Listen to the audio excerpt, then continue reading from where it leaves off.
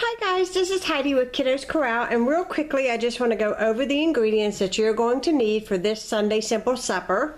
I've got a couple chicken breasts here. These are really large chicken breasts, so 2 or 3 chicken breasts will do. I've got a package of taco seasoning. I've got a small onion, a container of salsa, and you can use hot, mild, whatever you prefer, and a can of kidney beans. Now you can use black beans if you like, or cannellini beans, any kind of beans that you like. I happen to like the kidney beans in this recipe. You're going to need a whole head of cabbage, and you're going to need some cheese. Now if you are wanting to really watch your calories when you make this here recipe, buy the fat-free or the low-fat cheese. You're going to need 1 bag, which is 2 cups. And also to drain and rinse your kidney beans, because there is a lot of sodium in these. So if you're looking to cut down on the, calories, that's a good way to do it. Now I'm going to show you guys how I put together and assemble my chicken taco cabbage casserole. Yes, you heard that right here. So the first thing that you are going to do is you're going to take your chicken breast and you want to cut this up into little small pieces along with your onion, and I'm going to cook all of that in a skillet, which I'll show you here in a few minutes, with just a couple tablespoons of olive oil. Okay, right now I am browning or getting my chicken done, and I have my onion in there with it. And then if I can move this camera, I have a 9x13 glass dish right here. I'm going to spray it with a little bit of Pam spray. And then over here I have a large cabbage that I'm just going to roughly chop up, which I've already started doing. And I'm going to put it in the bottom of the 9x13, and then I'll come back and show you what's next. Okay, as you can see, I'm still cooking up my chicken, and I'm trying to get all of it done all the way through.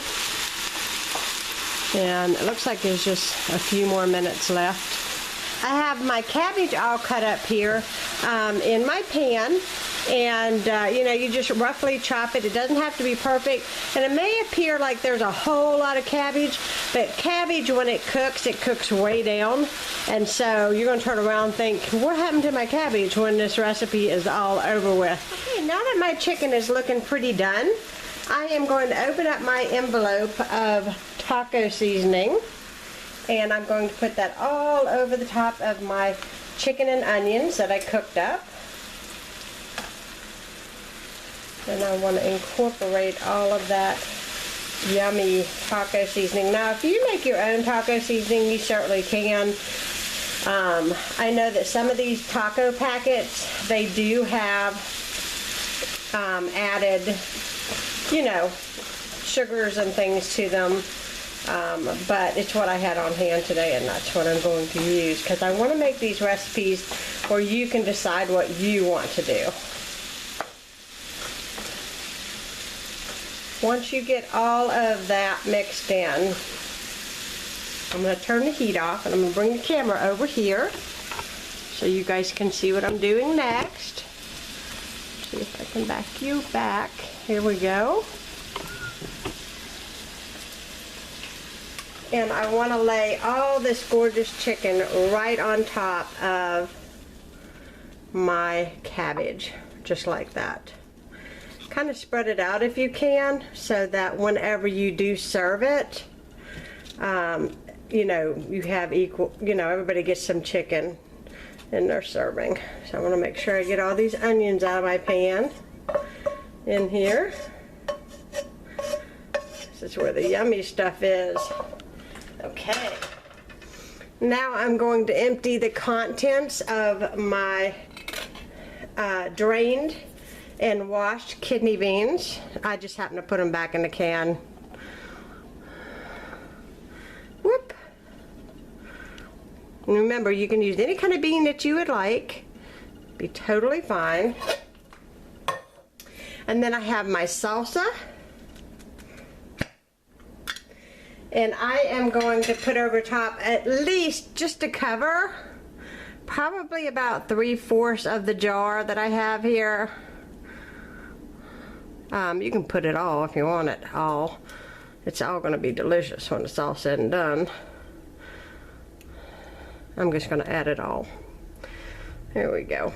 I'm going to get my spatula and kind of ooze that around.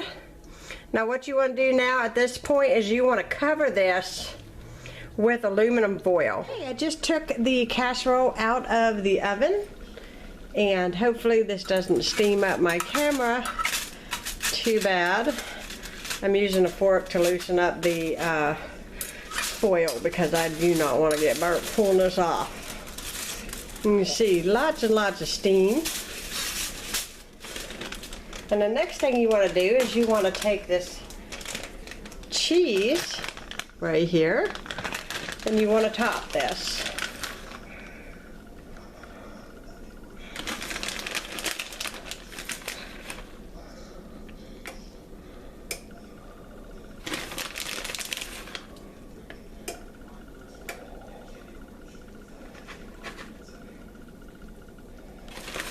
And I'm going to put this back in the oven for about 5 minutes or until the cheese is good and melted, and then it'll be time to serve. Okay, here it is, all fresh out of the oven. I've got 11 seconds left on the timer, so it actually took a little less time than 5 minutes for the cheese to melt, and you can see it's good and bubbly around the edges, and you know that it's done. So we are going to eat dinner. Hope you all enjoyed this Sunday Simple Supper, and I'll be talking to you guys again soon. Bye! Bye!